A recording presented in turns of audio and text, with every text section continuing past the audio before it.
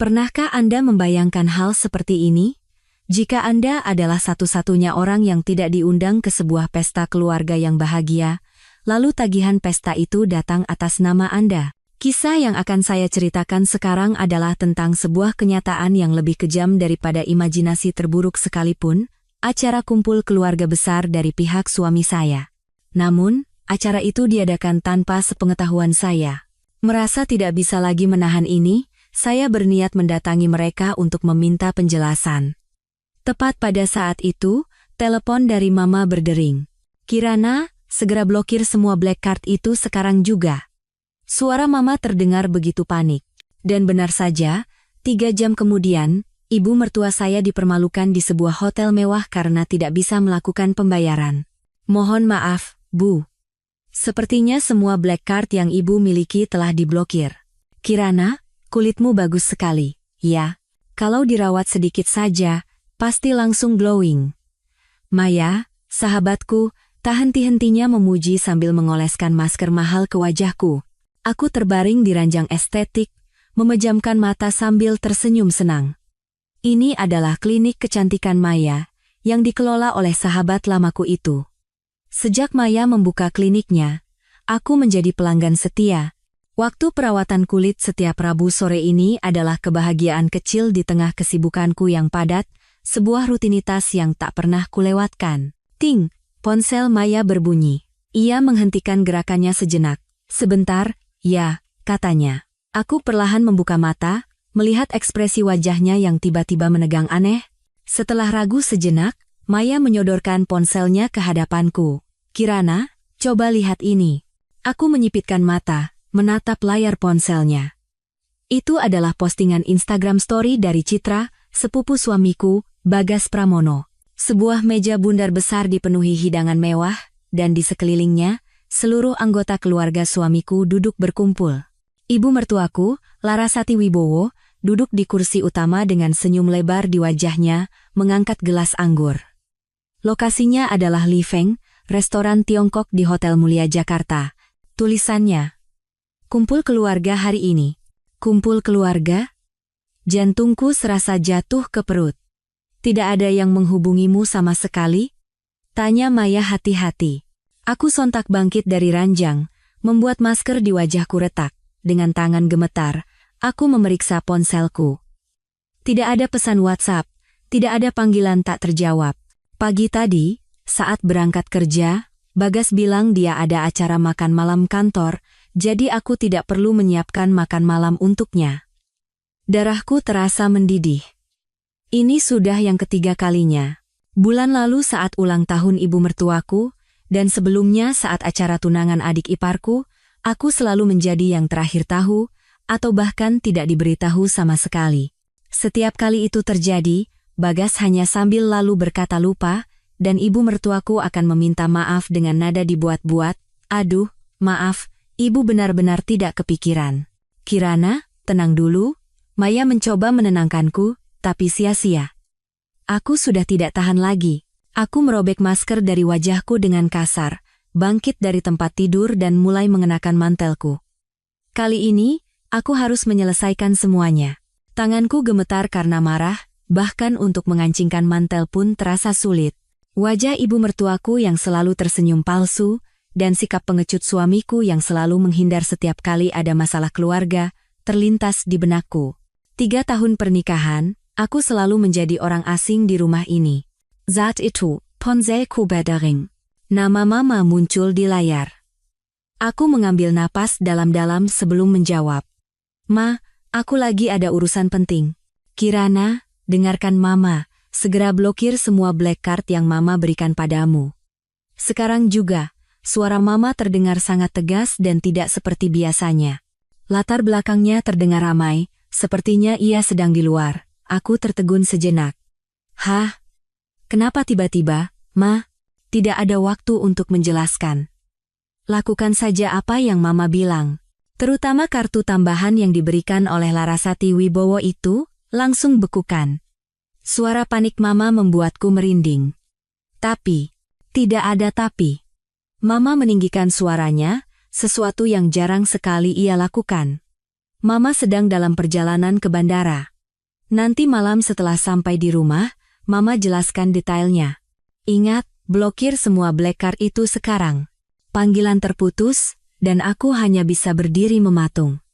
Ada apa? Tanya Maya dengan wajah khawatir. Aku menggelengkan kepala, otakku berputar cepat. Mamaku bukan orang yang suka panik tanpa alasan. Pasti ada sesuatu yang sangat serius. Tanpa pikir panjang, aku segera menelepon layanan pelanggan bank. Jari-jariku bergerak cepat di layar. Ya, tolong bekukan semua kartu tambahan atas nama saya. Benar, pemegang kartu utama adalah Ibu Larasati Wibowo, mohon diproses segera. Setelah menutup telepon, aku menghela napas panjang. Tetapi kecurigaan di hatiku semakin besar. Black card itu diberikan oleh ibu mertuaku setelah kami menikah, katanya untuk tambahan biaya hidup. Meskipun aku jarang menggunakannya, kenapa Mama tiba-tiba menyuruhku memblokirnya? Jadi, kamu tetap akan pergi ke hotel? Tanya Maya sambil menyerahkan tasku. Aku menggigit bibirku. Iya. Justru karena ini, aku harus ke sana. 30 menit kemudian, aku sudah berdiri di depan pintu masuk restoran Li Feng di Hotel Mulia. Di balik dekorasi mewah, terdengar suara tawa dan obrolan yang riuh. Aku mengambil napas dalam-dalam, merapikan penampilanku, lalu berjalan masuk dengan percaya diri. Loh, itu Kirana kan? Yang pertama kali melihatku adalah tante keduaku. Senyum di wajahnya langsung memudar. Meja yang tadinya ramai mendadak hening. Lebih dari 10 pasang mata serempak menatapku terkejut, canggung, dan beberapa bahkan menunjukkan permusuhan yang terang-terangan. Ibu Larasati Wibowo duduk di kursi utama, mengenakan gaun sutra mewah dan kalung zamrud yang kuberikan sebagai hadiah tahun lalu. Padahal waktu itu, dia berkomentar desainnya norak, otot-otot di wajahnya tampak berkedut sekilas, sebelum akhirnya ia memasang senyum yang dipaksakan. Oh, Kirana. Menantuku sudah datang. Sini, duduk. Tolong siapkan satu kursi lagi di sini. Ia melambaikan tangan dengan ramah, seolah-olah sudah tahu aku akan datang. Aku tidak bergerak. Aku memandangi satu persatu orang di meja itu, lalu mengunci pandanganku pada Bagas yang duduk di sebelah ibunya. Wajah suamiku pucat pasi, sumpit yang dipegangnya jatuh ke lantai dengan bunyi tak. Mas Bagas, katanya malam ini ada acara makan malam kantor? Suaraku terdengar luar biasa tenang.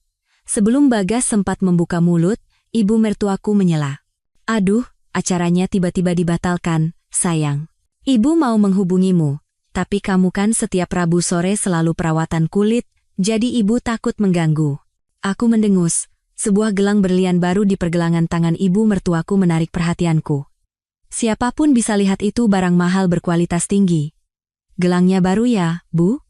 Tanyaku sengaja. Ibu mertuaku dengan angkuh menggoyangkan pergelangan tangannya.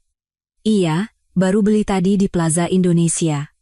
Harganya 800 juta, tidak ada diskon sama sekali. Ia merendahkan suaranya, tetapi cukup keras untuk didengar semua orang di meja itu. Ibu beli pakai black card yang dikasih papamu itu, loh, limitnya kan besar. Seketika, pupil mataku membesar. Black card dari papa? Aku sama sekali tidak tahu menahu tentang itu. Tepat pada saat itu, seorang pelayan datang membawa tagihan. Ibu Larasati, apakah mau dibayar sekarang atau nanti? Ibu mertuaku dengan angkuh melambaikan tangan. Sekarang saja. Lalu, ia dengan anggun mengeluarkan black card dari tas Hermesnya dan menyerahkannya kepada pelayan. Beberapa menit kemudian, pelayan itu kembali dengan wajah bingung. Mohon maaf, Bu, kartu ini tidak bisa digunakan. Tidak mungkin, ibu mertuaku mengerutkan kening, lalu mengeluarkan kartu lain. Kalau begitu, coba pakai yang ini. Beberapa menit berlalu, dan ekspresi pelayan itu menjadi semakin canggung. Kartu ini juga tidak bisa, Bu. Sistem menunjukkan kartu ini dibekukan. Wajah ibu mertuaku berubah. Ia panik mengaduk-aduk dompetnya dan mengeluarkan semua kartunya. Ia mencoba semuanya, satu persatu. Meja menjadi sunyi senyap, semua orang menahan napas menyaksikan pemandangan itu. Aku berdiri di sana, akhirnya mengerti apa arti peringatan Mama. Mohon maaf sekali, Bu. Suara pelayan itu semakin pelan, setelah kami periksa, Semua black card yang ibu miliki statusnya telah ditutup. Setelah keheningan yang mencekam, tawa kecil seseorang memecah kesunyian. Segera, suara tawa yang ditahan-tahan terdengar dari berbagai sudut meja. Wajah ibu mertuaku memerah, lalu memucat, membiru, dan akhirnya merah padam karena amarah. "Kirana Anindita," ia berteriak, menatapku dengan mata yang seolah menyemburkan api. "Ini semua perbuatanmu, kan?" Aku tidak menghindari tatapannya, menghadapinya dengan tenang. Kemudian, aku mengeluarkan kartu kreditku dari tas dan menyerahkannya kepada pelayan. "Biaya makan malam ini, biar saya yang bayar." Sebelum pergi, aku menatap Bagas yang pucat pasi dan ibu mertuaku yang gemetar karena marah, lalu berkata dengan suara pelan, "Oh iya, biaya gelang itu juga sekalian saya yang bayar. Lagi pula, ini kan sudah seperti tradisi di keluarga kita. Menantu perempuan membayar acara keluarga yang bahkan tidak ia diundang, bukankah begitu?" Saat aku melangkah keluar dari hotel, angin malam yang dingin menampar pipiku yang panas, ponselku bergetar. "Bagas." Tanpa ragu, aku menekan tombol tolak. Semua yang terjadi malam ini terasa seperti sebuah drama absurd, tapi aku punya firasat kuat, ini hanyalah permulaan. Apa yang sebenarnya Mama ketahui? Apakah ada masalah dengan keuangan keluarga suamiku? Dan kenapa ibu mertuaku memiliki black card atas nama ayahku? Ribuan pertanyaan berputar di kepalaku, tapi satu hal yang pasti saat ini, kebenaran dari pernikahan ini mungkin jauh lebih mengerikan dari yang pernah kubayangkan. Berdiri di depan pintu apartemen kami, aku ragu sejenak sebelum meletakkan jariku di sensor sidik jari. Dari dalam, terdengar samar suara TV. Jelas Bagas sudah pulang lebih dulu. Aku mengambil napas dalam-dalam dan menempelkan ibu jariku ke sensor. Klik, pintu terbuka. Di sofa ruang tengah, Bagas sedang duduk, menatap kosong ke layar TV sambil terus mengganti saluran dengan remote. Mendengar pintu terbuka, ia menoleh dengan cepat, matanya merah padam. "Baru pulang sekarang?" Suaranya serak dan penuh amarah. Aku tidak menjawab, langsung berjalan ke dapur dan menuang segelas air dingin. Air dingin yang mengalir ke tenggorokanku seakan sedikit mendinginkan api di dadaku. Setelah keluar dari hotel, aku menyetir tanpa tujuan selama 2 jam, mencoba menenangkan pikiranku. "Kirana, aku sedang bicara denganmu." Bagas membanting remote ke meja dan berteriak. Ia menghampiriku dengan langkah besar. "Kamu tahu tidak betapa malunya Mama hari ini gara-gara kamu?" Seluruh keluarga menertawakannya. Aku perlahan meletakkan gelas dan menghadapinya. "Lalu menurutmu, seberapa malunya aku saat melihat foto itu di media sosial?" Seluruh keluarga berkumpul, tapi hanya aku yang tidak ada. "Ini sudah yang ketiga kalinya, Mas Bagas."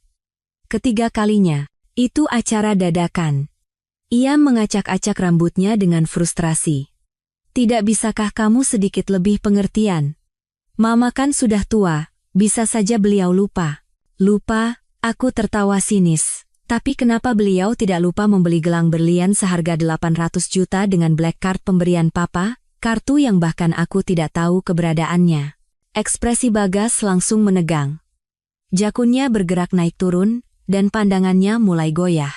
Itu adalah ekspresi yang sangat kukenal, kebiasaan yang selalu muncul setiap kali ia berbohong atau menyembunyikan sesuatu. "Black card apa? Aku tidak mengerti apa yang kamu bicarakan."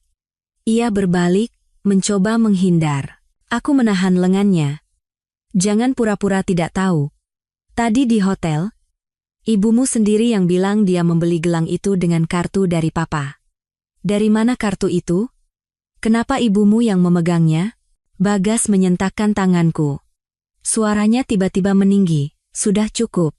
Kamu tidak perlu ikut campur urusan keluargaku. Memangnya kamu siapa? Kalau bukan karena uang ayahmu, keluarga kami." Ia berhenti, tapi sudah terlambat. Seketika, pupil mataku menyempit, dan hawa dingin merambat dari ujung kaki ke seluruh tubuhku. "Apa katamu?" Aku melangkah mendekatinya. "Lanjutkan bicaramu. Kalau bukan karena uang papa, keluarga kalian akan kenapa?"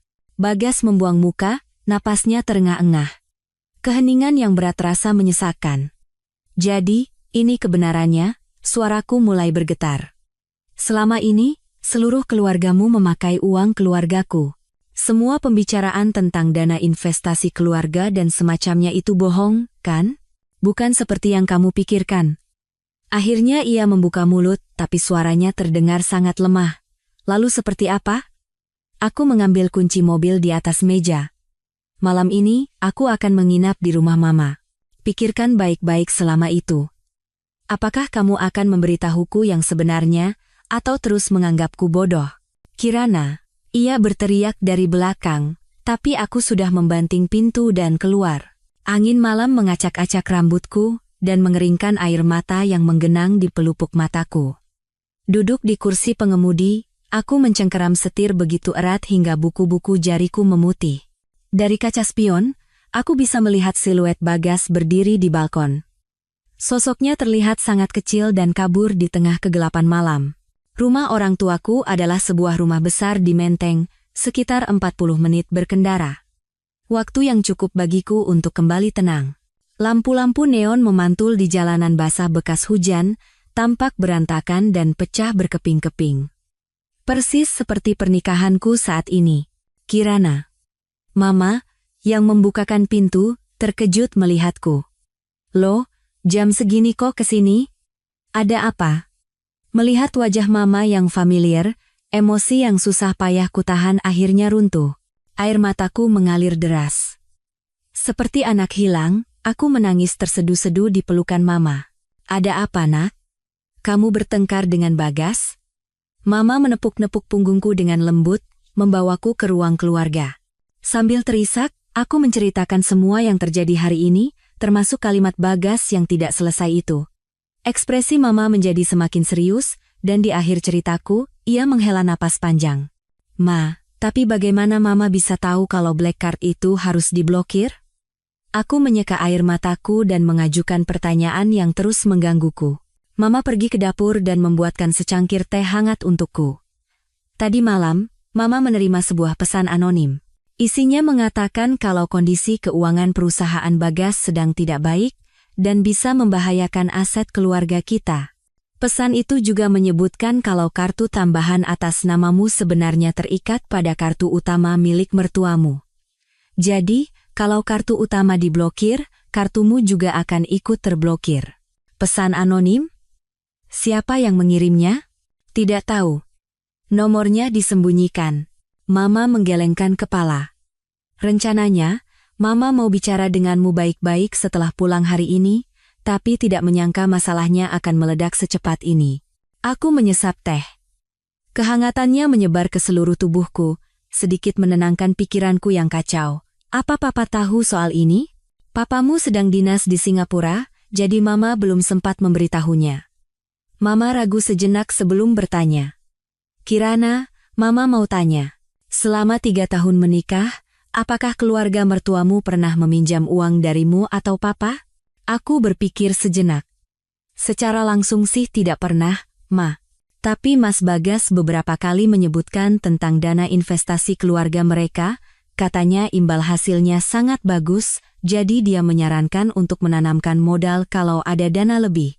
Setahuku, Papa pernah berinvestasi sekitar 5 miliar rupiah. Wajah Mama seketika pucat pasi. Apa? Papamu tidak pernah bilang apa-apa sama Mama? Jantungku ikut berdebar kencang. Apakah ini masalah serius, Ma?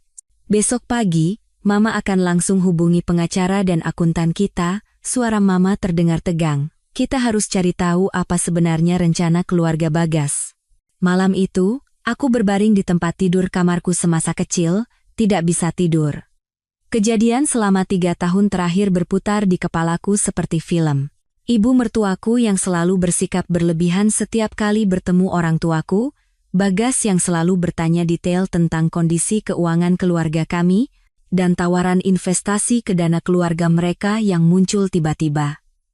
Semuanya terasa mencurigakan. Menjelang fajar, aku baru bisa terlelap, tapi suara dering telepon yang keras membangunkanku. Aku mengucek mata dan meraba-raba mencari ponsel. Di layar, tertera nama Ibu Larasati Wibowo. Setelah ragu sejenak, aku mengangkatnya. Halo, Bu. Kirana, sayang. Suara ibu mertuaku terdengar luar biasa ramah. Soal kemarin, ibu yang salah. Ibu minta maaf, ya? Apa hari ini kamu ada waktu untuk makan siang? Ibu mau traktir kamu makanan enak. Kita bicara berdua saja. Aku langsung terjaga. Selama 3 tahun menikah, ibu mertuaku tidak pernah sekalipun mengajakku makan berdua saja, apalagi meminta maaf. Keramahan yang tidak wajar ini justru membuatku waspada. Sepertinya hari ini tidak bisa, Bu, saya sudah ada janji. Aku menolak dengan halus. Kalau besok bagaimana? Ibu tahu ibu sudah membuatmu sedih. Kita harus luruskan kesalahpahaman di antara kita, kan? Lihat besok ya Bu, akhir-akhir ini saya agak sibuk. Aku menjawab sekenanya, lalu teringat sesuatu. Oh iya Bu, kemarin gelang berlian itu, ibu bilang dibeli dengan black card dari papa, kan? Bagaimana ceritanya ya, Bu? Hening sejenak di seberang telepon. Lalu terdengar tawa canggung. Aduh, ibu ini pikun sekali. Ibu salah bicara. Itu kartu ibu sendiri. Kartu dari papamu itu sudah lama tidak dipakai. Kebohongan yang sangat jelas. Aku menggenggam ponselku erat-erat. Oh begitu? Tapi kenapa ya pelayannya bilang semua black card ibu diblokir? Itu mungkin karena ada masalah di sistem bank mereka. Kirana, semalam Bagas tidak bisa tidur sama sekali. Loh, kalian jangan sampai renggang gara-gara masalah ini, ya? Baik, Bu. Maaf, saya sedang tidak bisa bicara lama. Saya tutup dulu ya. Aku tidak ingin mendengar suaranya yang penuh kepalsuan lebih lama lagi dan segera menutup telepon. Begitu meletakkan ponsel, sebuah pesan WhatsApp masuk. Dari Susan, teman kuliahku yang sekarang menjadi eksekutif di sebuah bank asing. Kirana, bisa ditelepon? Penting. Pesan yang singkat namun mendesak. Aku langsung meneleponnya. Susan, ada apa? Kirana, dengarkan baik-baik. Ini mungkin topik yang sensitif, tapi aku merasa harus memberitahumu.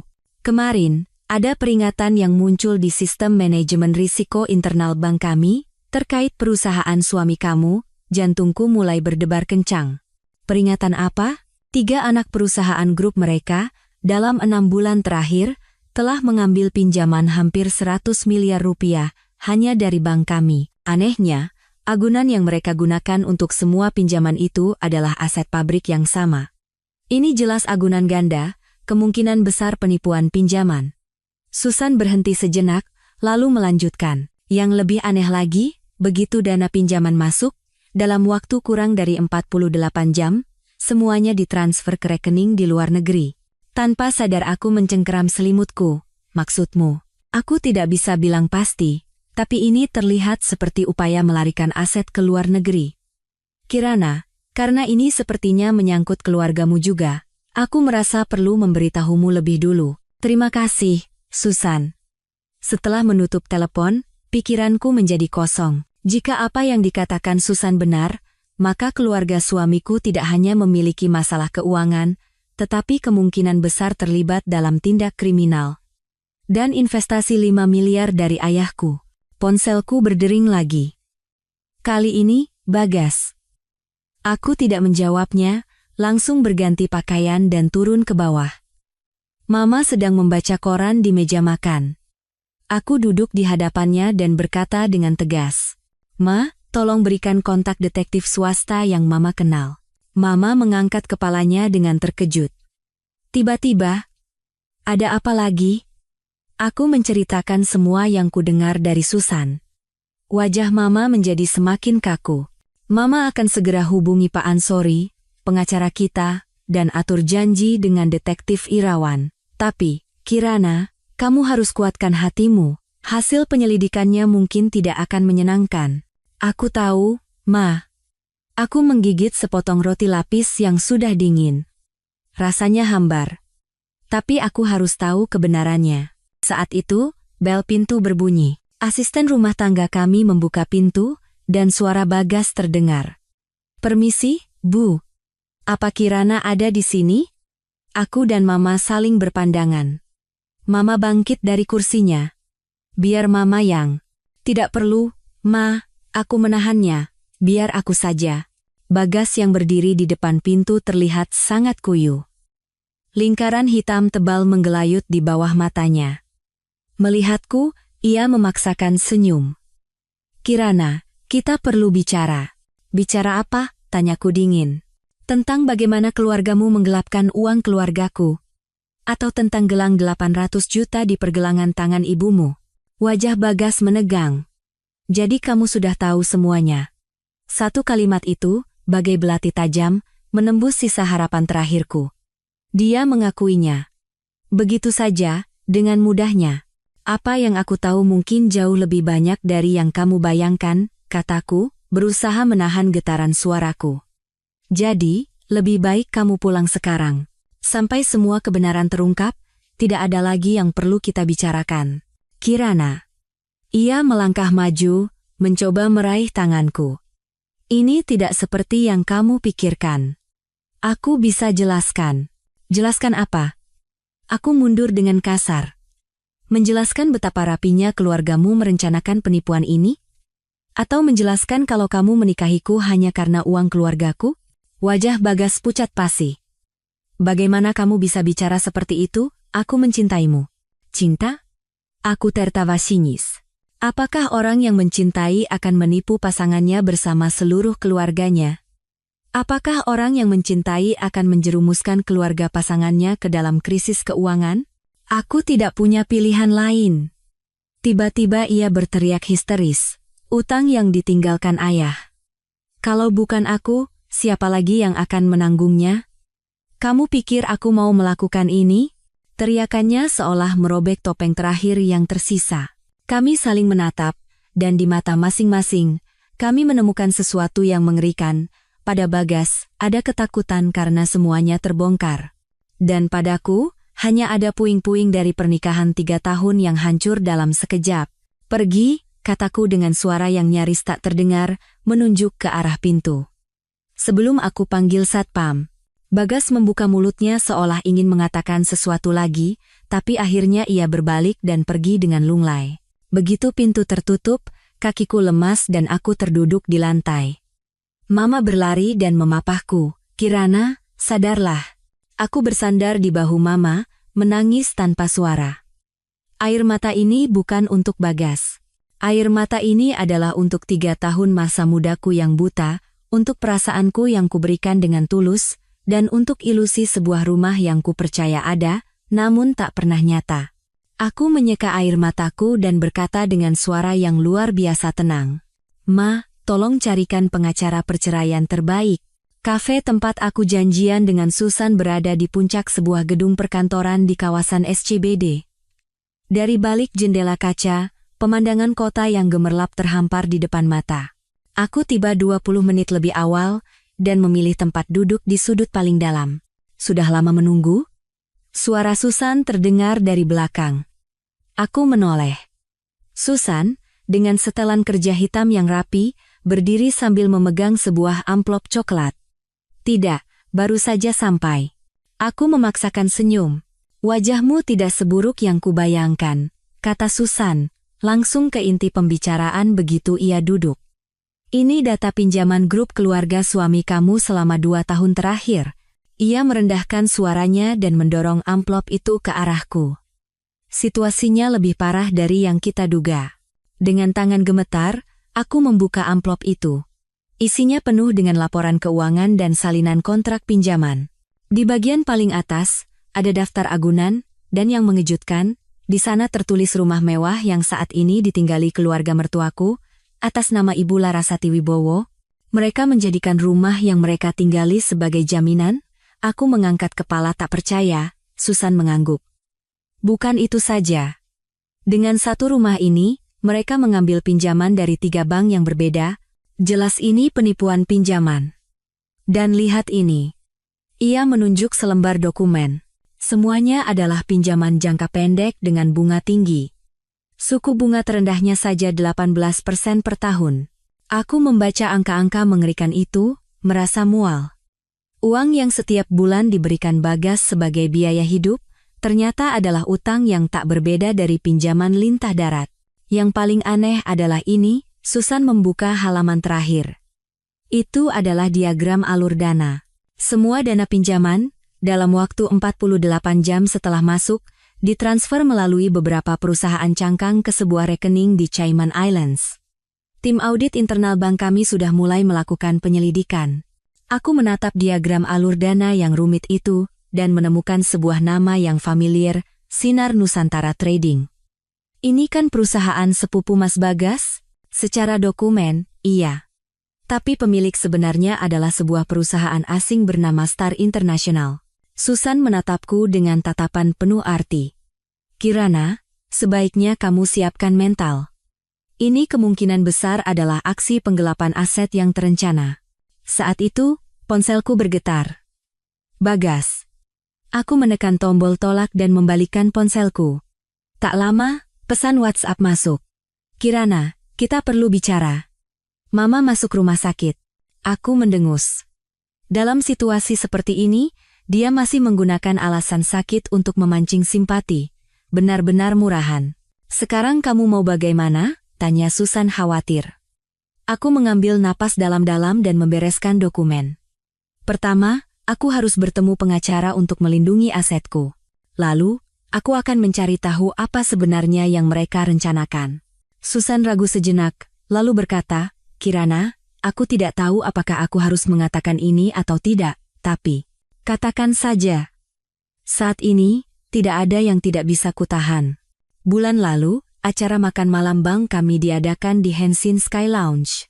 Aku melihat Bagas di sana. Dia bersama seorang wanita muda, dan mereka terlihat sangat mesra.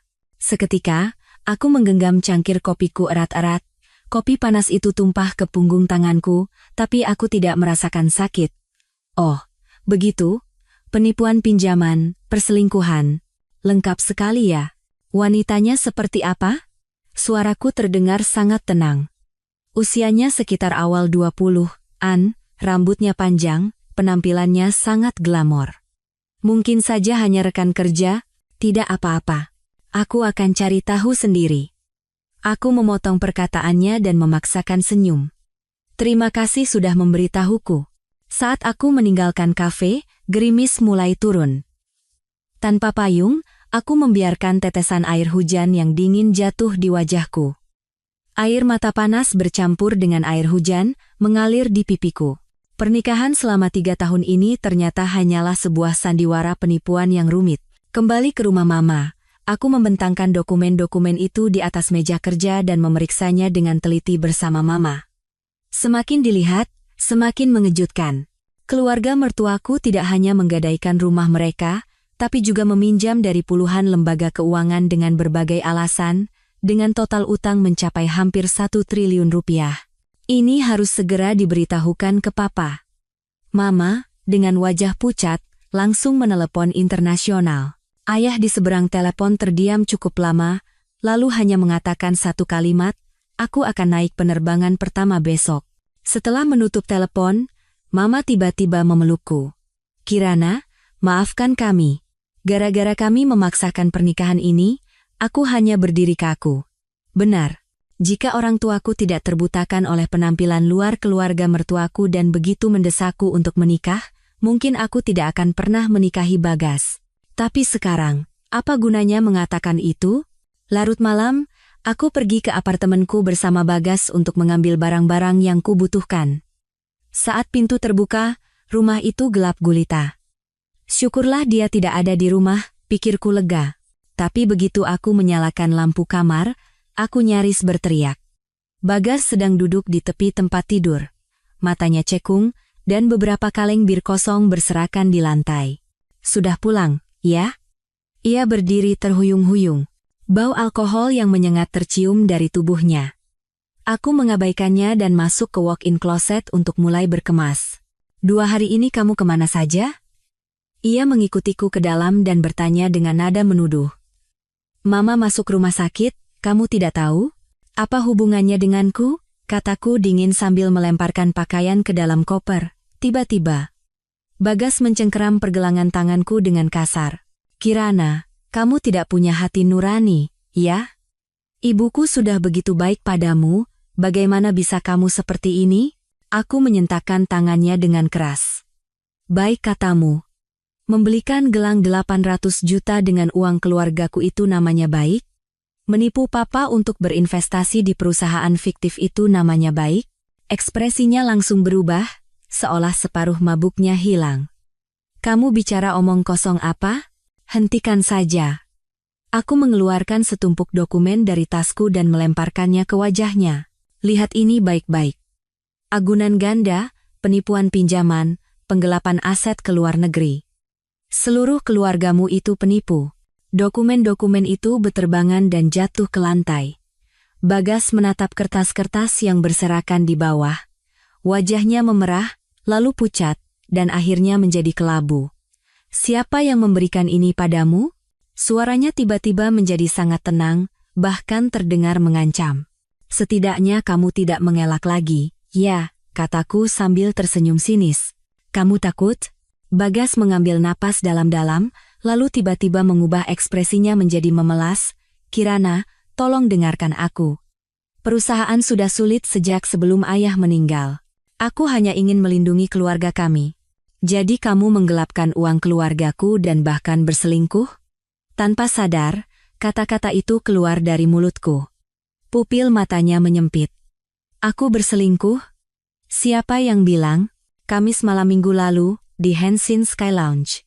Perlu kujelaskan lebih detail? Aku menatapnya tajam. Ekspresi Bagas berubah dari kaget, menjadi bingung, dan akhirnya menjadi sebuah kepasrahan yang aneh. Baiklah. Toh semuanya sudah terbongkar. Ia mengangkat bahu. Benar. Aku punya wanita lain. Namanya Fania. Kami sudah bersama lebih dari setengah tahun. Pengakuannya yang begitu mudah terasa seperti sayatan pisau tumpul yang perlahan dan kejam mengiris jantungku. Aku mengira setidaknya ia akan mencari alasan, atau setidaknya berpura-pura menyesal, tapi tidak. Sikap acuh tak acuhnya yang terang-terangan ini membuatku merasa lebih hina daripada perselingkuhan itu sendiri. Kenapa? Satu kata itu berhasil keluar dari sela-sela gigiku yang terkatup rapat. Kenapa? Bagas tiba-tiba mulai tertawa. Tawa yang membuatku merinding. Kirana, kamu itu terlalu membosankan. Setiap hari hanya belanja atau perawatan kulit. Selain itu, kamu hanya peduli pada hal-hal sepele. Kamu seperti boneka porselen yang dibuat dengan indah, sampai-sampai aku takut menyentuhmu. Tapi Fania berbeda. Dia bersemangat, penuh gairah. Dan dia tahu apa yang diinginkan seorang pria. Aku mengangkat tanganku dan menampar pipinya keras-keras. Suara plak. Menggema di kamar yang sunyi. Kepala Bagas berpaling ke samping, lalu perlahan kembali menatapku. Matanya penuh kebencian. Tamparan yang bagus. Tapi itu tidak akan mengubah apapun, katanya sambil menjilat bibirnya. Sekarang kita bicara bisnis. Aku berbalik, menarik koperku dan hendak pergi. Tapi Bagas menghalangi pintu. Investasi ayahmu yang 5 miliar itu, menurut kontrak, jika ditarik sebelum waktunya, ada denda 30%. Dan rumah ini, meskipun uang mukanya dari keluargamu, cicilannya kita bayar bersama, jadi ini harta gono gini. Aku berbalik dan menatapnya tajam. Ya deh, apa maumu? Sederhana, kata Bagas sambil merapikan kerah bajunya. Aku butuh 10 miliar rupiah sekarang juga. Minta pada ayahmu, katakan akan ku kembalikan beserta bunganya sebulan lagi. Sebagai imbalannya, aku akan menceraikanmu dengan tenang. Uang investasi ayahmu juga akan ku kembalikan penuh. Aku menatapnya dan merasa pria di hadapanku ini begitu asing dan mengerikan. Ini bukan Bagas yang ku kenal, yang lembut dan penuh perhatian. Ini adalah orang lain, orang yang bisa menjual jiwanya demi uang. Mimpi saja, kataku, menekan setiap suku kata.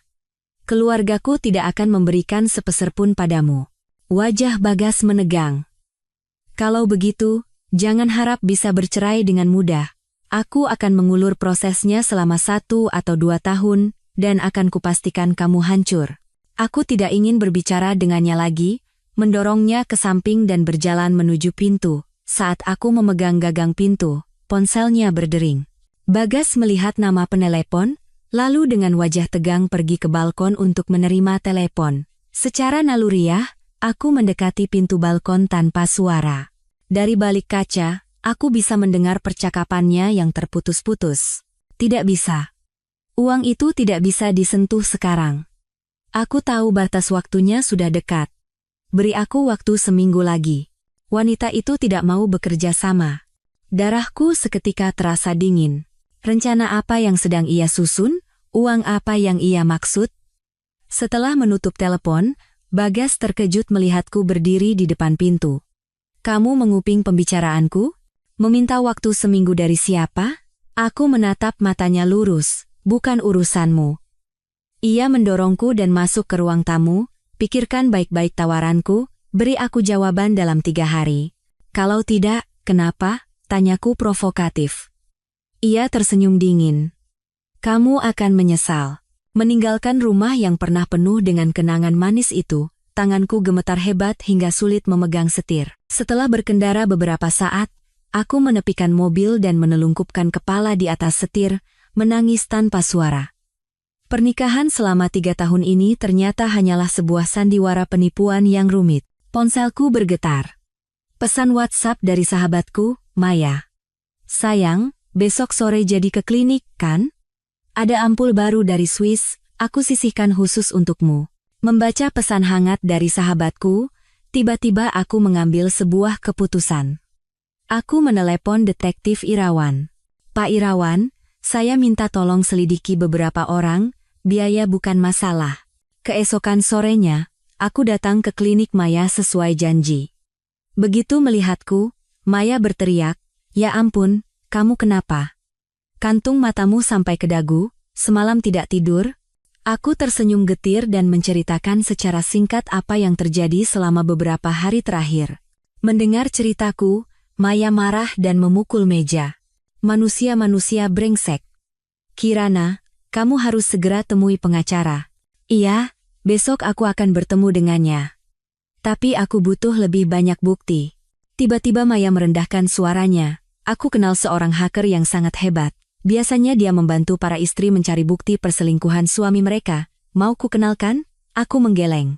Tidak, aku ingin menyelesaikannya dengan cara yang legal. Yang lebih penting sekarang adalah memastikan kondisi keuangan mereka.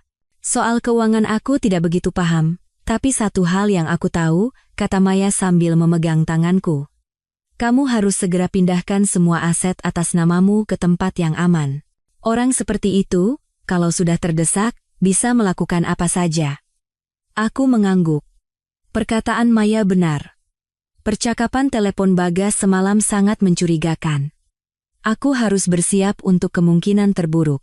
Oh, iya, kata Maya ragu-ragu. Kamu masih ingat Adrian Mahesa? Nama itu seperti sengatan listrik yang menembus jantungku. Adrian Mahesa. Cinta pertamaku semasa kuliah. Kami putus karena tidak direstui orang tuaku, tapi ku dengar sekarang dia sangat sukses sebagai CEO sebuah perusahaan teknologi yang sedang naik daun. Tiba-tiba, kenapa tanya soal dia? Minggu lalu dia pulang ke Indonesia. Kemarin dia datang ke sini untuk perawatan, sempat menanyakan kabarmu. Maya mengamati ekspresiku. Kalau dia tahu kamu sedang dalam proses cerai, mungkin dia akan menghubungimu. Aku menggeleng. Sekarang aku tidak punya waktu untuk memikirkan hal seperti itu. Aku tahu. Hanya saja, bersiaplah, kata Maya sambil menghela napas. Jujur saja, dibandingkan Bagas yang kosong itu, Adrian 100 kali lebih baik. Coba saja dulu orang tuamu tidak. Maya, aku memotongnya. Yang sudah berlalu, biarlah berlalu. Tapi jauh di dalam hatiku, sebuah sudut yang sudah lama terlupakan, terasa sedikit bergetar. Jika saat itu aku memperjuangkan cintaku dengan Adrian, apakah hidupku akan berbeda sekarang? Pikiran itu segera ku tepis. Ini bukan waktunya untuk terjebak di masa lalu. Setibanya di rumah, Mama memberitahuku bahwa Papa memajukan jadwal penerbangannya dan akan tiba malam ini. Dalam beberapa hari, Mama terlihat jauh lebih kurus. Jangan terlalu khawatir, Ma, begitu Papa datang, semuanya akan beres. Mama bukan khawatir soal uang, Mama khawatirkan kamu, kami yang membuatmu jadi seperti ini. Ini bukan salah Mama, aku juga yang tidak bisa melihat orang dengan baik. Saat itu, bel pintu berbunyi. Asisten rumah tangga kami masuk membawa sebuah paket. Mbak Kirana, ada paket. Aku menerima amplop tipis itu dengan heran. Tidak ada informasi pengirim. Saat ku buka, di dalamnya ada selembar foto. Foto punggung Bagas dan seorang wanita muda yang sedang check-in di resepsionis hotel. Tanggalnya tertera 3 bulan yang lalu. Di balik foto itu, tertulis dengan pensil. Jika ingin tahu lebih banyak, datanglah ke Blue Bay Cafe besok jam 3 sore. Jantungku berdebar kencang. Siapa yang mengirim ini? Apakah ini jebakan? Atau seseorang yang benar-benar ingin membantuku? Mama melihat foto itu dan wajahnya menegang. Siapa yang mengirim ini? Tidak tahu, Ma. Anonim. Jangan pergi. Berbahaya. Bisa jadi ini jebakan dari Bagas. Aku berpikir sejenak, lalu menggeleng. Kalau ini jebakan darinya, dia tidak perlu menggunakan cara seperti ini. Dia bisa langsung mengancamku dengan foto ini. Kalau begitu, bisa jadi wanita itu, selingkuhannya yang mengirim. Anak-anak zaman sekarang melakukan segala cara untuk menghindari tuntutan hukum. Sepertinya bukan juga, Ma. Bagi wanita itu, akan lebih menguntungkan jika aku tidak tahu apa-apa. Pokoknya tidak boleh. Tunggu Papa datang besok, baru kita bicarakan lagi. Aku mengangguk dengan enggan, tapi hatiku sudah memutuskan. Siapapun pengirimnya, apapun tujuannya, ini adalah kesempatan emas untuk mendapatkan bukti. Dalam perang perceraian yang akan datang, bukti adalah senjata terkuat. Malam itu, aku berbaring di tempat tidur, tidak bisa tidur. Uang yang disebutkan Bagas di telepon, apa itu? Siapa informan anonim ini? Dan kenapa Adrian muncul kembali di saat seperti ini? Ribuan pertanyaan berputar di kepalaku, tapi satu hal yang jelas, sejak aku menemukan foto di media sosial itu, hidupku telah berubah total, dan badai yang lebih besar baru saja akan dimulai. Blue Bay Cafe terletak di sebuah gang yang tenang. Aku duduk di meja paling dalam, dengan gelisah mengetuk-ngetukkan jari di meja. Tepat pukul 3 sore, pintu kafe terbuka dan seseorang yang menutupi wajahnya dengan topi dan masker masuk. Tanpa sadar, aku menggenggam erat semprotan merica di dalam tasku. Orang itu melihat sekeliling, lalu berjalan lurus ke arahku setelah menemukanku. Saat ia melepas maskernya, aku sangat terkejut hingga nyaris menumpahkan kopiku. Mbak Kirana. Itu adalah Citra, sepupu Bagas. Kamu. Aku menatapnya dengan mata terbelalak, tak percaya. Citra melihat sekeliling dan merendahkan suaranya. Aku tahu Mbak pasti membenci seluruh keluarga kami sekarang. Tapi aku merasa Mbak harus tahu kebenarannya. Kenapa kamu membantuku? Aku sudah tidak tahan lagi melihatnya. Mata Citra tampak tulus. Tante Larasati dan Mas Bagas sudah keterlaluan. Terutama soal Mbak Vania. Jari-jariku mencengkeram cangkir kopi. Jadi kamu tahu. Citra mengangguk. Seluruh keluarga tahu, Mbak. Kecuali Mbak Kirana. Vania itu teman sekelasku di kampus. Setengah tahun lalu, Mas Bagas bertemu dengannya saat datang ke kampus menggantikanku, ia menggigit bibirnya, dan bulan lalu. Vania hamil. Kalimat itu bagai belati tajam yang menembus jantungku. Hamil? Bagas tidak hanya berselingkuh, tapi juga menghamili wanita itu? Aku berusaha mengambil napas dalam-dalam untuk tetap tenang. Foto itu. Kamu yang kirim, kan? Iya. Aku yang memotretnya diam-diam. Citra mengeluarkan sebuah USB dari tasnya dan menyerahkannya padaku. Di sini ada lebih banyak bukti. Rekaman CCTV hotel, dan tangkapan layar percakapan WhatsApp mereka.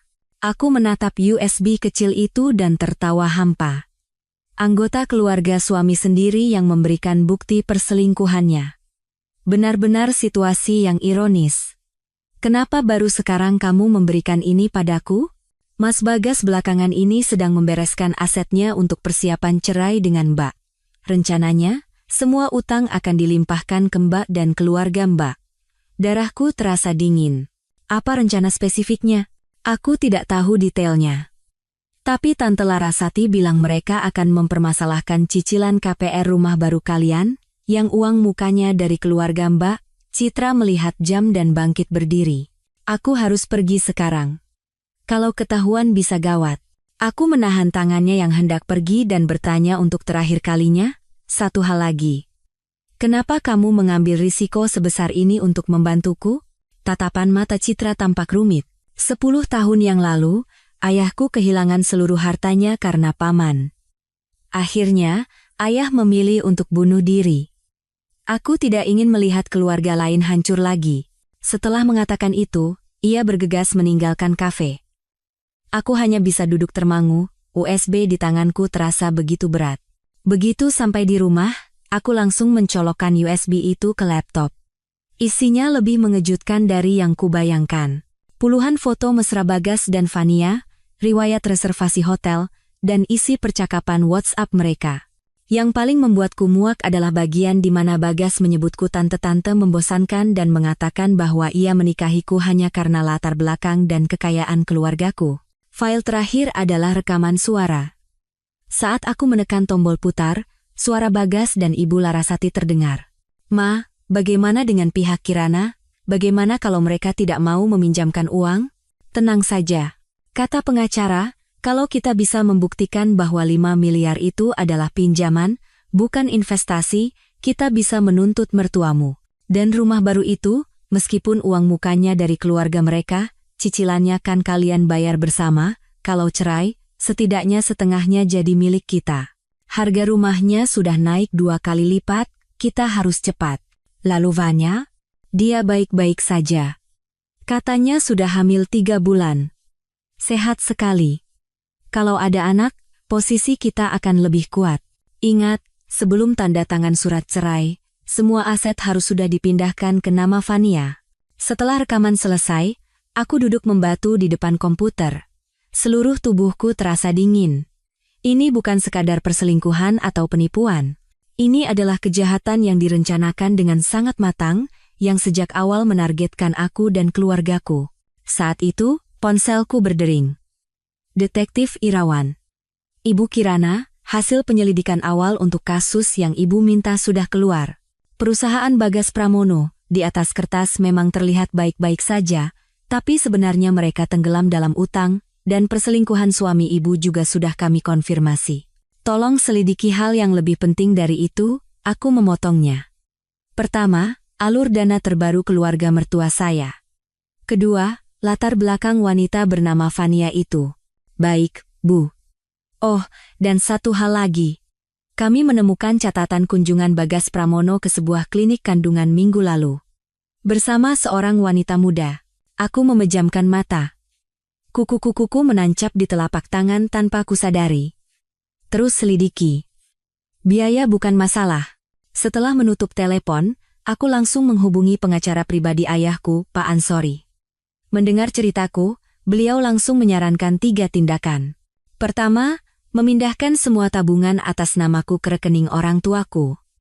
Kedua, mengumpulkan lebih banyak bukti tentang penipuan keluarga mertuaku.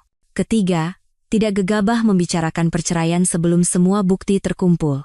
Selama beberapa hari berikutnya, di permukaan aku bersikap seolah tidak terjadi apa-apa, tapi di bawahnya, aku bergerak cepat. Detektif Irawan setiap hari mengirimkan laporan baru, dan tim pengacara mempersiapkan langkah hukum. Ayah yang baru kembali dari Singapura, pada awalnya sangat marah, tetapi kemudian kembali tenang dan mulai mengambil langkah-langkah untuk melindungi aset keluarga kami. Jumat sore, saat aku sedang meninjau dokumen di kantor pengacara, sebuah telepon dari nomor tak dikenal masuk. Dengan istri dari Bapak Bagas Pramono, kami dari UGD Rumah Sakit Pusat. Ibu mertua Anda, Ibu Larasati Wibowo, baru saja dibawa ke sini, kondisinya cukup kritis, beliau ingin berbicara dengan wali. Aku mengerutkan kening. Gejalanya apa ya? Sepertinya serangan jantung akut, harus segera diurus administrasinya dan membayar uang jaminan. Aku nyaris tertawa sinis. Tepat di saat kami sedang mempersiapkan serangan balik, Ibu Larasati pingsan. Ini jelas sebuah pertunjukan. Baik, saya akan segera ke sana. Aku menjawab dengan bohong, dan begitu menutup telepon, aku langsung menghubungi detektif Irawan. Tolong periksa apakah ada pasien bernama Larasati Wibowo yang masuk UGD Rumah Sakit Pusat sore ini. 10 menit kemudian detektif itu menelepon kembali. Catatan masuknya ada. Bu. Tapi menurut informasi, beliau masuk dengan berjalan kaki sendiri, dan hasil pemeriksaan menunjukkan tidak ada kelainan apapun. Sudah kuduga. Aku tersenyum dingin. Terus awasi. Saya juga akan ke rumah sakit sekarang. Di bangsal UGD, Ibu Larasati berbaring setengah duduk di tempat tidur. Wajahnya terlihat sangat segar, sulit dipercaya ia seorang pasien. Begitu aku masuk, ia tiba-tiba memegangi dadanya dengan ekspresi kesakitan. Kirana, akhirnya kamu datang juga. Ibu kira tidak akan bisa melihatmu lagi. Aku menahan rasa jijik dan berpura-pura khawatir. Kata dokter bagaimana, Bu? Katanya pasokan darah ke jantung kurang lancar. Harus dirawat inap untuk observasi, katanya sambil menghela napas. Uang jaminannya 5 juta rupiah, tapi ibu tadi kesini terburu-buru jadi tidak bawa kartu. Ternyata ujung-ujungnya uang. Aku tertawa dalam hati, sambil berkata dengan tenang, biar saya yang urus Bu. Sudah hubungi Mas Bagas? Belum. Dia kan lagi sibuk, ibu tidak mau membuatnya khawatir. Ibu Larasati membuang muka. Kirana, jangan simpan di hati ya perlakuan ibu yang dulu. Ibu minta maaf. Tentu saja tidak, Bu. Aku tersenyum dan menepuk-nepuk tangannya. Ibu istirahat saja. Biar saya yang urus administrasinya. Keluar dari kamar, aku langsung mengirim pesan WhatsApp ke Bagas. Mama ada di UGD Rumah Sakit Pusat. Katanya jantungnya bermasalah. Cepat ke sini. Kemudian, aku pergi ke loket pembayaran dan hanya membayar 1 juta dari total 5 juta uang jaminan. Setelah membayar, aku tidak langsung kembali ke kamar, melainkan duduk di kursi koridor untuk mengamati situasi. Kurang dari 20 menit, Bagas datang terburu-buru. Dan di belakangnya, seorang wanita muda mengikutinya. Napasku tercekat. Fania. Wanita di dalam foto itu muncul di hadapanku. Dia terlihat lebih muda dan lebih cantik dari bayanganku, dan perutnya sedikit membuncit. Mereka berdua berbicara beberapa patah kata dengan wajah tegang di koridor, lalu Bagas masuk ke kamar sendirian. Fania duduk di kursi tak jauh dariku, menunggunya. Ini adalah kesempatan emas. Aku cepat-cepat menyalakan kamera ponsel dan bersembunyi di balik pot tanaman, mulai merekam. Beberapa menit kemudian, Bagas keluar dari kamar, dan mereka berdua langsung berpelukan mesra. Dokter bilang itu cuma akting, minta uang, kata Bagas dengan nada jijik. Aktris tua itu aktingnya makin payah saja. Terus bagaimana? Tanya Fania dengan suara manja. Jangan biarkan bayi kita menunggu terlalu lama. Tenang saja. Aku sudah menemukan pembeli rumahnya. Begitu surat cerai ditandatangani, kita langsung bawa lari uangnya dan pergi dari sini, kata Bagas sambil mencium keningnya. Kalau urusan dengan wanita itu sudah selesai, kita menikah di Maladewa, ya? Apa istrimu tidak akan curiga? Kalau dia curiga memangnya kenapa? Apa yang bisa dilakukan putri manja yang tidak tahu apa-apa itu selain menangis? Bagas tertawa sinis dan pergi bersama Fania, sama sekali tidak menyadari kehadiranku yang bersembunyi di sudut. Aku menghentikan rekaman. Tanganku gemetar karena marah. Video ini akan menjadi senjata terkuat dalam gugatan cerai nanti. Tapi anehnya, alih-alih merasa menang, yang kurasakan hanyalah kesedihan yang mendalam dan rasa muak. Saat aku kembali ke kamar, Ibu Larasati sedang asyik menyantap makanan rumah sakit. Melihatku, ia kembali berakting kesakitan. Kirana, sudah dibayar uang jaminannya? Baru sebagian, Bu, kataku tenang. Oh iya, tadi Mas Bagas datang. Ekspresi wajahnya seketika berubah canggung. Oh ya. Tidak, dia tidak datang. Benarkah? Lalu siapa ya pria yang tadi berpelukan dengan seorang wanita di koridor?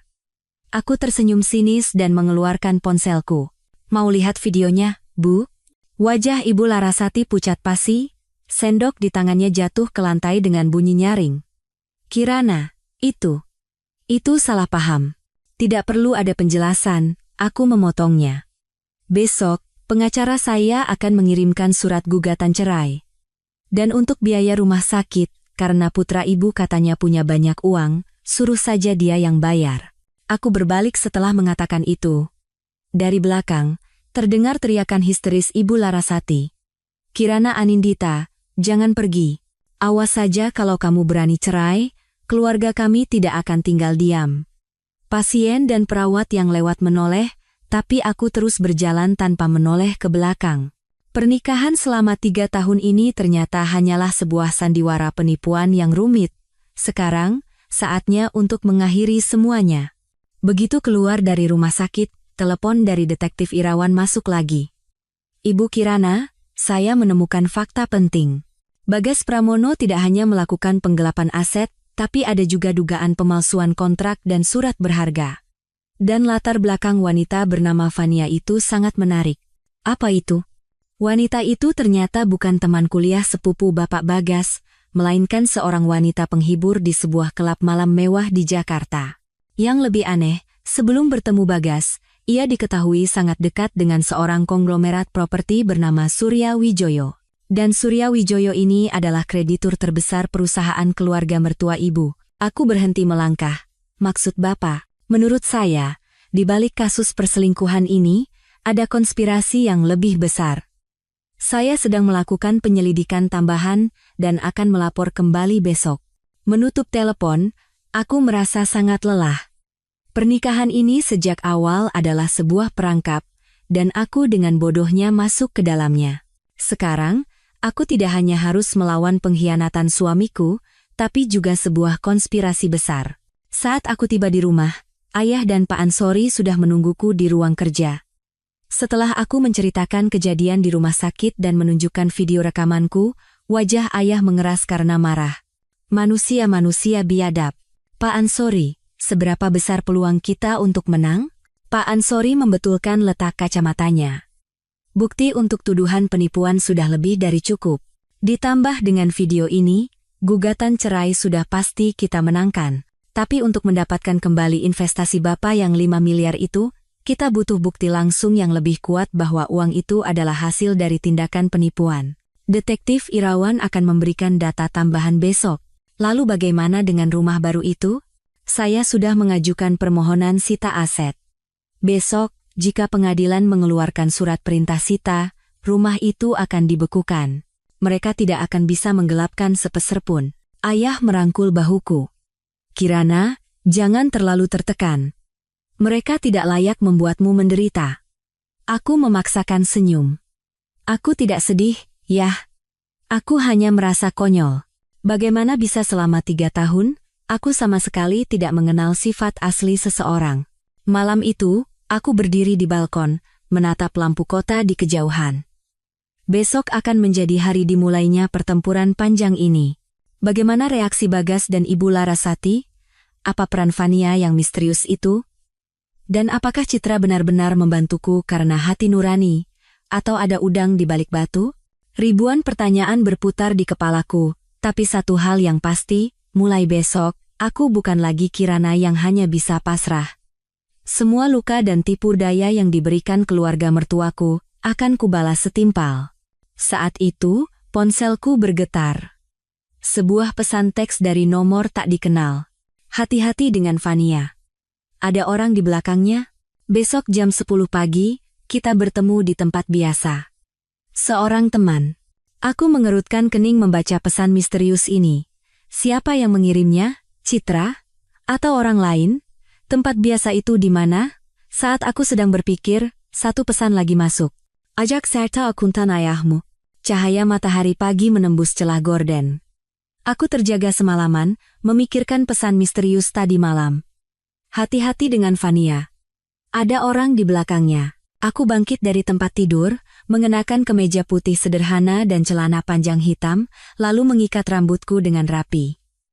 Tatapan mataku di cermin jauh lebih tajam dan kuat dibandingkan sebulan yang lalu. Saat turun, Ayah dan Pak Wangsa, rekan lama Ayah sekaligus seorang akuntan ahli, sudah duduk di meja makan.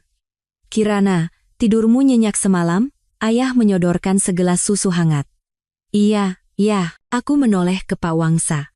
Pak Wangsa, hari ini saya mungkin butuh bantuan Bapak untuk memeriksa beberapa pembukuan. Pak Wangsa membetulkan letak kacamatanya. Tentu saja.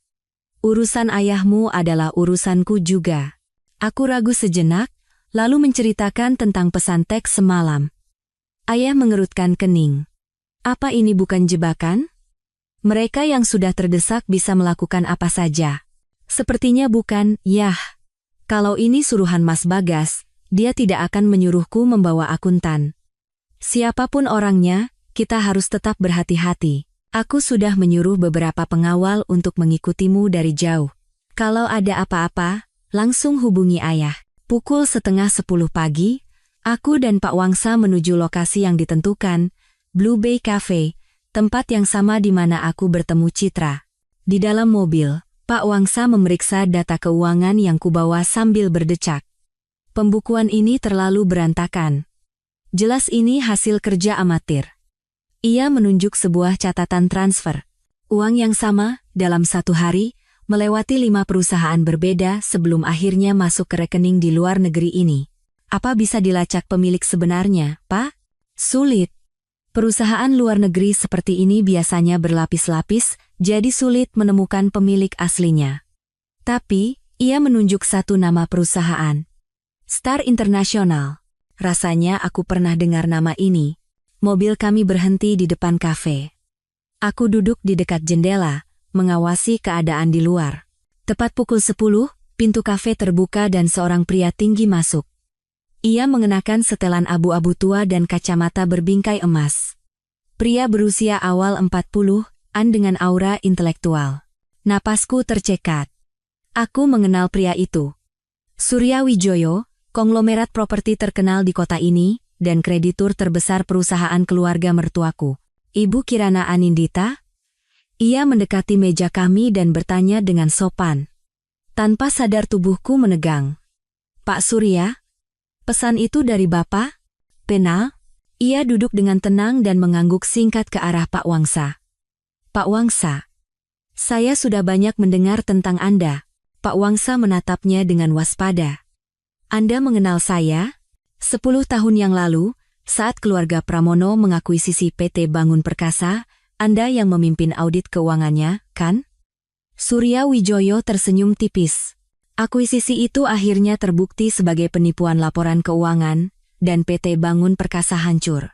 Ekspresi Pak Wangsa seketika menegang. Anda, putra dari Pak Wijoyo, pemilik Bangun Perkasa? Beliau adalah ayah saya.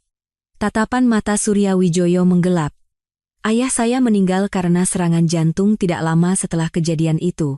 Aku terkejut mendengar percakapan mereka. 10 tahun yang lalu, aku masih kuliah dan tidak tahu menahu tentang pertarungan bisnis seperti ini. Pak Surya, apakah alasan Anda memanggil kami hari ini adalah untuk balas dendam? Pena. Surya Wijoyo mengeluarkan sebuah map tebal dari tasnya dan meletakkannya di depanku. Ini adalah buku besar asli keluarga Pramono selama 5 tahun terakhir. Semua bukti tentang penggelapan pajak, agunan ganda, dan pelarian aset ke luar negeri ada di sini. Saat kubuka map itu, halaman pertama berisi diagram alur dana yang rumit, dan tujuan akhir dari semua uang itu adalah sebuah rekening dengan inisial SW. Surya Wijoyo. Itu saya, akunya dengan tenang. Saya adalah tujuan akhir dari semua aset yang mereka gelapkan. Tanganku gemetar hingga nyaris menjatuhkan map itu. Apa? Jadi kenapa? Kenapa Anda membantu saya? Surya Wijoyo tersenyum dingin. Utang keluarga Pramono pada saya bukan hanya soal uang, ada nyawa ayah saya. Nyawa adik perempuan saya yang bunuh diri karena depresi, dan 10 tahun hidup saya yang kuhabiskan untuk merencanakan balas dendam ini. Yang saya inginkan adalah kehancuran total keluarga Pramono. Suaranya mengandung kebencian yang mendalam. Ini bukan sekadar sengketa bisnis. Ini adalah dendam kesumat. Fania, dia orang Anda.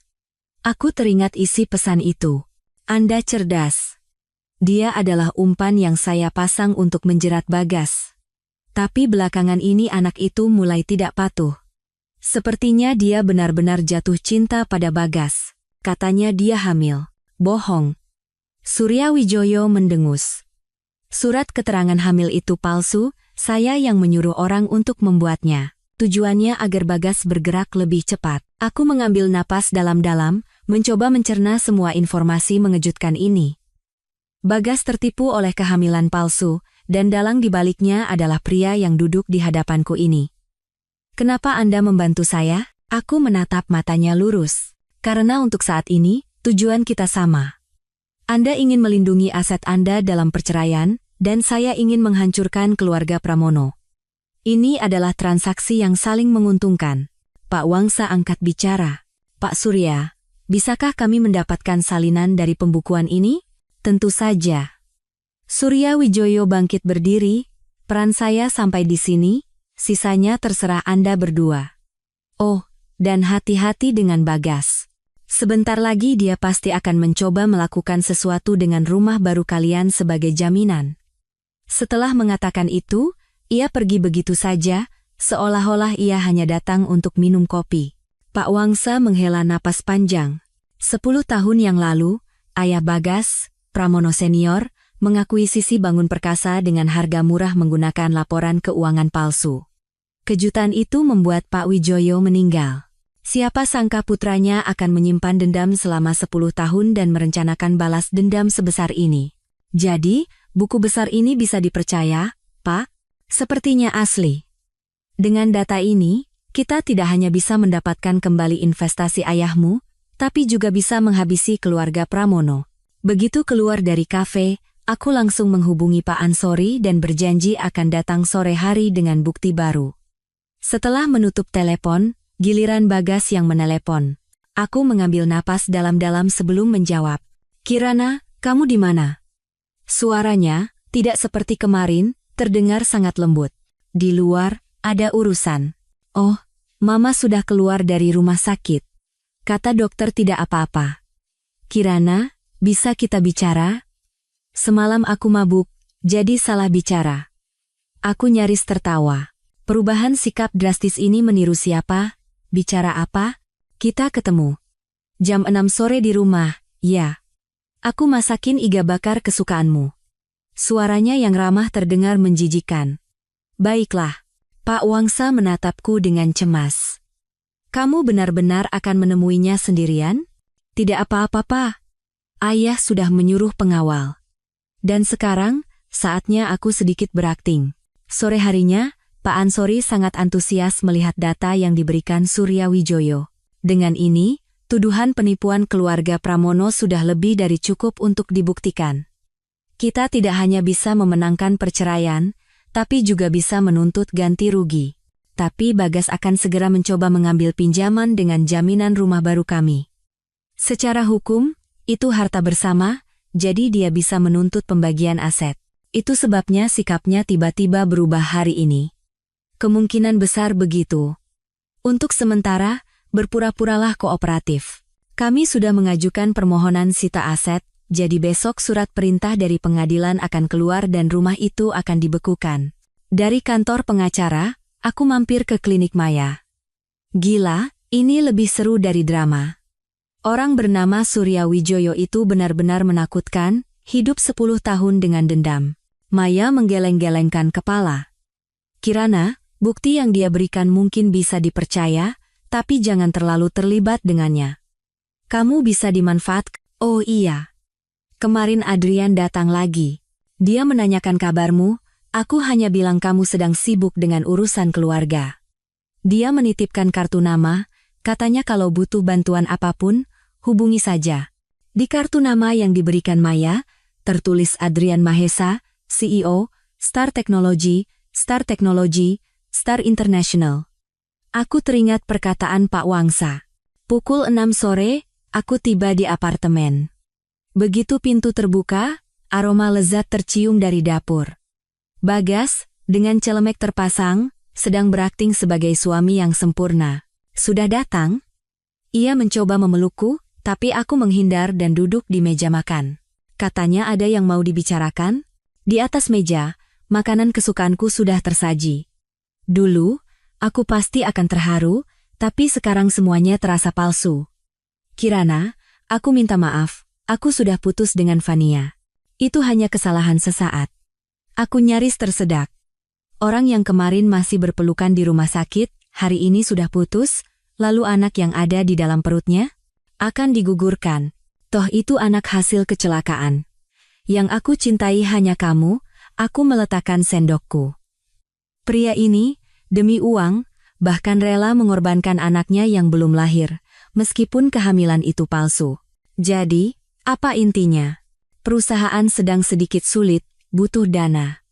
Bisakah kita menjadikan rumah ini sebagai jaminan untuk pinjaman? Hanya 3 bulan. Begitu ada dana masuk, aku akan langsung melunasinya. Sudah kuduga. Persis seperti perkiraan Surya Wijoyo dan Pak Ansori. Aku tertawa dalam hati, berpura-pura ragu. Berapa? Sekitar 10 miliar. Aku butuh waktu untuk berpikir. Tidak ada waktu. Pihak bank terus menagih, aku harus memutuskan besok. Melihat wajahnya yang panik, aku merasa situasi ini sangat lucu. Inikah wajah asli pria yang pernah kucintai? Baiklah. Besok kita ke bank bersama. Wajah Bagas langsung cerah. Kirana, terima kasih. Aku janji akan menjadi suami yang baik mulai sekarang. Aku menepis tangannya dan masuk ke kamar mandi. Aku menyalakan keran air kencang-kencang dan tertawa tanpa suara. Besok surat sita dari pengadilan akan keluar. Coba saja kalau bisa. Malam itu, aku pura-pura tidur di tempat tidur. Bagas mengendap-endap mendekat, menggunakan jariku untuk membuka kunci ponselku. Ia dengan cepat memeriksa sesuatu, lalu meletakkannya kembali. Begitu ia keluar dari kamar, aku langsung memeriksa ponselku. Di folder baru dihapus, ada foto diagram alur dana dari Surya Wijoyo yang sudah dipulihkan. Kenapa dia? Keesokan paginya, aku dan Bagas pergi ke bank. Petugas bank memeriksa dokumen, lalu mengerutkan kening. Aneh. Apartemen ini statusnya sedang dalam proses sita jaminan oleh pengadilan, jadi tidak bisa dijadikan agunan pinjaman atau dijual. Apa? Bagas sontak berdiri. Siapa yang mengajukan sita? Pemohonnya atas nama Ibu Kirana Anindita. Bagas menatapku dengan mata menyala-nyala.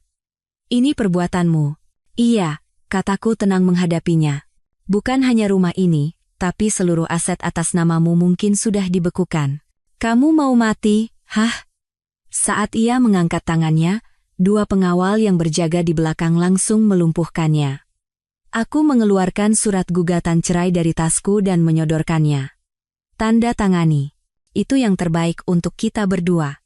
Ekspresi Bagas berubah dari marah, menjadi kaget, dan akhirnya menjadi senyum sinis yang aneh. Kirana Anindita, jangan pikir ini sudah berakhir. Kita lihat saja siapa yang akan tertawa terakhir.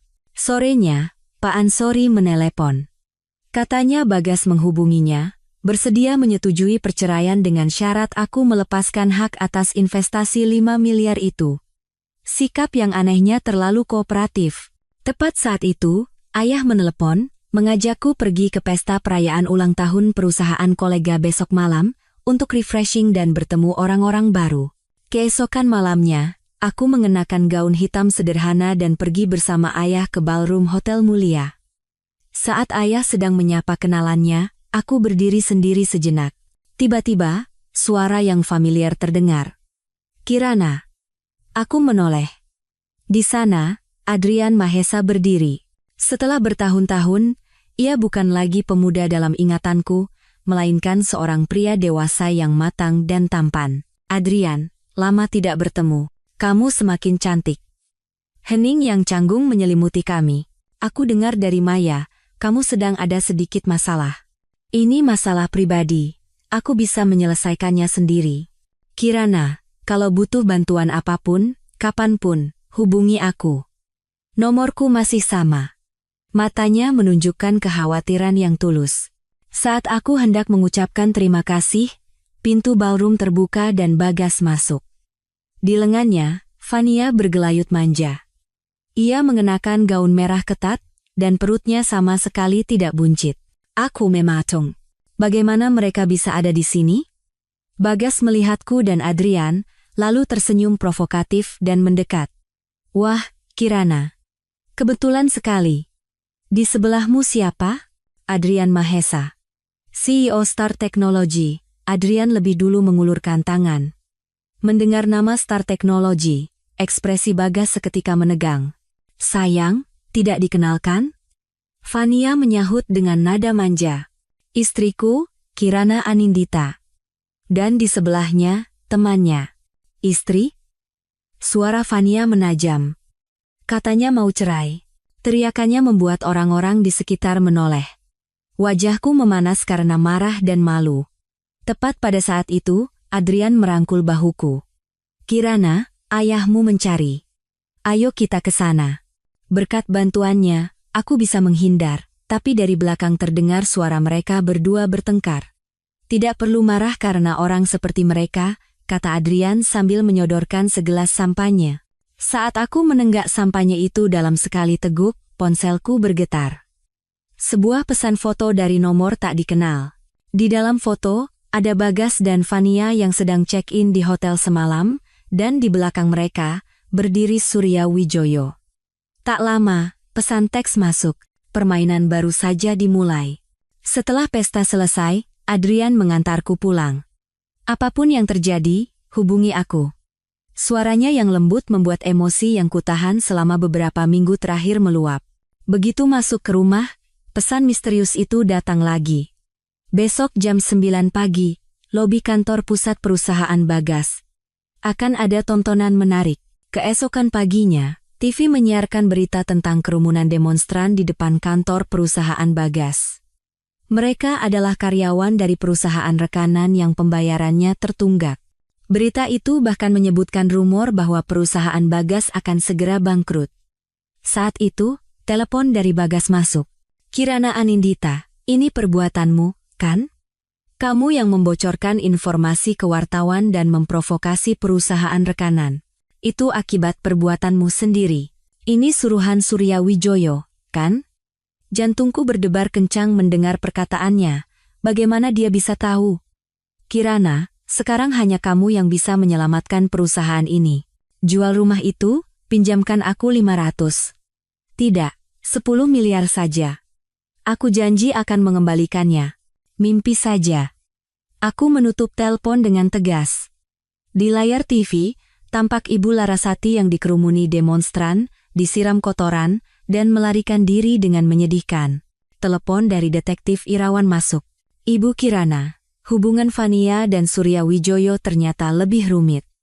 Fania awalnya adalah orang suruhan Surya, tapi belakangan ini sepertinya ia bekerja sama dengan Bagas untuk mengkhianati Surya.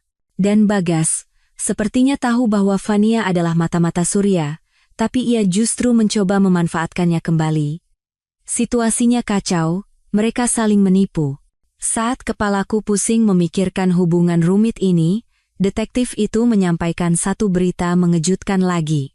Bagas terlihat berkeliaran di sekitar rumahku pagi tadi, dan sekitar jam makan siang, sebuah paket misterius tiba di rumah. Di dalamnya, ada sebuah kunci dan secari kertas. Malam ini jam 8, Pearl Hotel kamar 1808. Nyawa orang tuamu taruhannya, SW. Tanganku gemetar hingga menjatuhkan kunci itu. Apakah Surya Wijoyo mengancam orang tuaku? Saat aku sedang bingung, telepon dari Bagas masuk. Kirana, kita bertemu untuk terakhir kalinya. Surat cerai, akan kutandatangani sesuai keinginanmu. Malam ini jam 8, di lobi Pearl Hotel. Ia menutup telepon tanpa menunggu jawabanku. Pearl Hotel, hotel yang sama yang disebutkan Surya. Ini adalah jebakan. Pukul 7:30 malam, setelah berpikir panjang, aku pergi ke tempat yang ditentukan, tentu saja, dengan pengawal di belakangku dan setelah memberitahu semua situasi kepada Pak Ansori, di lobi Pearl Hotel, Bagas tidak terlihat. Tepat pukul 8, pesan teks masuk. Naik ke kamar 1808. Sendirian. Kalau tidak, orang tuamu akan celaka. Aku memberi isyarat kepada pengawal untuk menyusul 5 menit lagi, lalu masuk ke lift. Pintu kamar 1808 sedikit terbuka. Saat aku masuk dan menyalakan lampu, aku nyaris berteriak. Bagas terikat di kursi, berlumuran darah. Di sebelahnya, Surya Wijoyo berdiri sambil tersenyum memegang gelas anggur. Ibu Kirana, Anda tepat waktu. Apa-apaan ini? Mewakili Anda untuk membalas dendam. Pria sampah ini kan mencoba memukul Anda. Surya menunjuk layar laptop. Di layar, terputar rekaman saat Bagas hendak mengangkat tangannya padaku di depan bank. Setiap gerak-gerik bajingan ini ada dalam genggaman saya. Tentu saja, termasuk rencana palsunya dengan Fania untuk menipu saya. Bagas yang terikat meronta ketakutan. Kirana, tolong aku. Orang gila ini mau membunuhku. Ibu Kirana, mari kita buat kesepakatan. Surya mengeluarkan sebuah USB. Di sini ada semua bukti kejahatan keluarga Pramono. Akan kuberikan ini pada Anda, sebagai gantinya, bantu saya menyelesaikan balas dendam saya. Saya ingin melihat wanita bernama Larasati Wibowo itu berlutut di kaki saya, memohon ampun, seperti yang dialami ayah saya. Saat itu, pintu didobrak dan para pengawal masuk. Surya tersenyum tenang. Silakan putuskan, Ibu Kirana. Aku menatap Bagas yang gemetar dan Surya yang matanya dipenuhi kegilaan, bergantian, lalu aku memutuskan. Saya akan lapor polisi.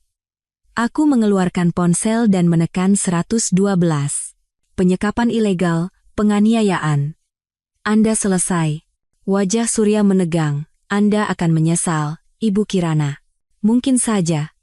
Tapi setidaknya malam ini, saya bisa tidur nyenyak. Keesokan harinya, keluarga mertuaku menjadi berita utama di semua media.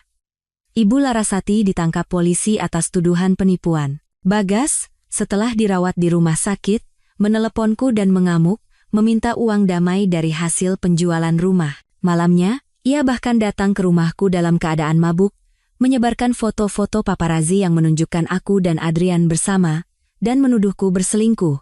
Akhirnya, ia dihajar oleh ayah dan diusir. Beberapa hari kemudian, aku menerima kabar yang tidak bisa kupercaya dari rumah sakit. Aku hamil 5 minggu.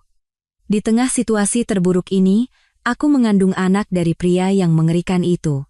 Takdir benar-benar kejam. Aku bimbang antara menggugurkan atau melahirkannya. Tepat saat itu, pesan dari Surya Wijoyo masuk lagi. Lahirkan anak itu. Aku akan pastikan Bagas tidak akan pernah tahu seumur hidupnya. Kalau tidak, besok seluruh dunia akan tahu tentang kehamilanmu. Kenapa Surya Wijoyo ingin melindungi anakku? Apa tujuan sebenarnya? Dan beberapa hari kemudian, aku menghadapi kebenaran yang mengerikan. Bagas ternyata bukan anak kandung ayahnya. Dan anak di dalam kandunganku adalah satu-satunya pewaris darah keluarga Pramono. Balas dendam Surya yang sesungguhnya adalah merampas segalanya dari keluarga Pramono, lalu mewariskan semuanya kepada anakku yang tidak memiliki hubungan apa-apa dengan mereka. Cara paling kejam untuk memutus garis keturunan mereka. Di tengah pusaran balas dendam raksasa ini, aku harus membuat pilihan terakhir untuk melindungi anakku. Mampukah aku lepas dari takdir yang kejam ini dan memulai hidup baru bersama anakku? 1 tahun kemudian, aku berdiri di pantai Maladewa yang mempesona, mengenakan gaun pengantin. Di sampingku, Adrian dengan tuksedonya, dan di depan kami, putraku, Harapan, berjalan tertatih-tatih mengenakan setelan jas kecil. 1 tahun terakhir ini bagaikan badai.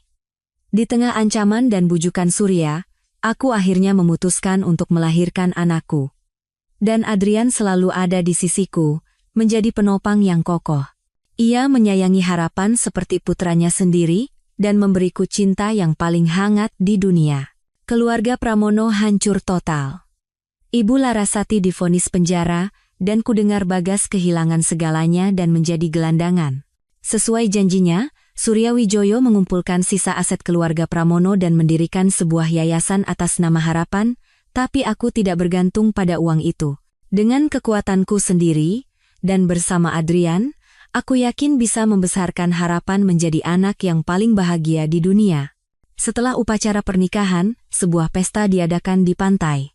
Aku melihat seorang pria berdiri di kejauhan, di atas sebuah batu karang. Itu adalah Bagas, yang terlihat sangat kurus. Ia hanya menatap kami dari jauh.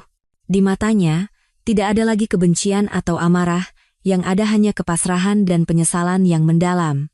Kenapa? Adrian merangkul pinggangku. Tidak apa-apa.